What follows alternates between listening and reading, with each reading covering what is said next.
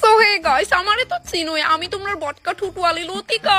তো গাইস, আজকে আমরা বাড়িতে আইবো বেস্টি আর বাদামনির আমি ইনভাইট করছিলাম না, কিন্তু বেস্টি সবসময় লেজ লয়ে আয় তাই লগে। আচ্ছা যাই হোক, আমি একটা স্পেশাল ডিশ বানাবো তারার লিগা। তো চলো দেখি কি স্পেশাল ডিশ।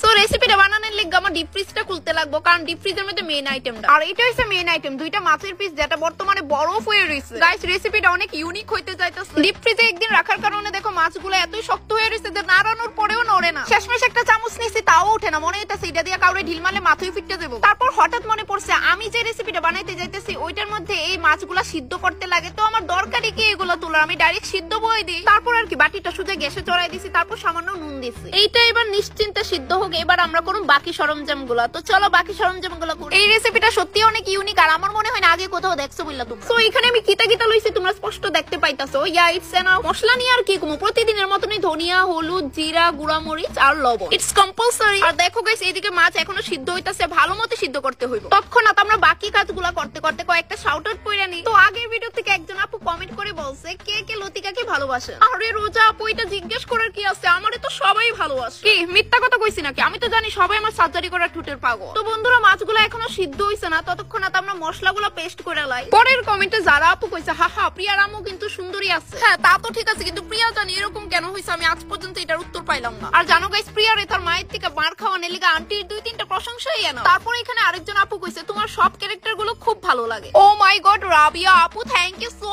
মাচ। তো এখানে আমার সবগুলো মশলা করা শেষ, আবারও ফিরে এসে মাছগুলোর দিকে যেগুলো আমি গ্যাসের উপরে বয়েল হয়ে গেছিলাম। এবার মাছগুলোর থেকে কাটা বাই করালাম। তো মাছগুলো আমি বাড়ির থেকে একটা প্লেটে লয়ে লাইছি, আর আমি জানি এই কাজ করতে আমার অনেকক্ষণ সময় লাগবে। আর জানো গাইস, এই বয়েল মাছগুলোর গন্ধ যখন আমার নাকে গেছে সত্যি অনেক ওয়ার্ড লাগছে আমার। আমি বুঝি না ভাই, যারা জঙ্গলে ট্রাভেল করে তারা কিভাবে পুরো মাছ সিদ্ধ মাছ খায়, আমি তো গন্ধেই বাঁচতে পারতাছি না। 2000 years later. গাইস, এটা রুই মাছ আসিল, আর আমি কাটা বাঁচতাছি শেষ আর হয় না, আমার ঘুমও পাওয়া যাইতাছিল।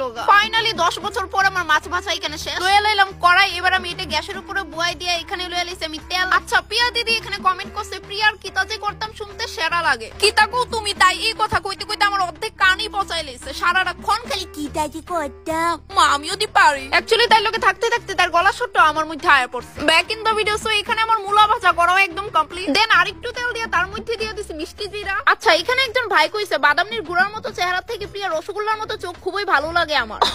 ঠিকই কইছো ভাই, বাদামনির চেহারাটা পুরো ঘোড়ার মতো নই। তারপর এখানে বিশ্বজিৎ নামের একজন ভাই কইছে আসলে বাদামনিকে খুব ভালো লাগে, বাদামনিকে নিয়ে একটা লং ভিডিও চাই। কে রে বাদামনিকে লিগা আমার ভিডিও ভালো লাগে না নাকি? তো তোমরা উফ। নেক্সট কমেন্টে প্রিয়ার ফেসটা খুব সুন্দর লাগে, এন্ড তার অভিনয়টাও। কে রে আমি না কে রে? দেখো আমার কিন্তু ভালো লাগতেছে না, কেউ আমারই নিয়ে কিছু কইতাছো না, খালি বাদামনি আর প্রিয়।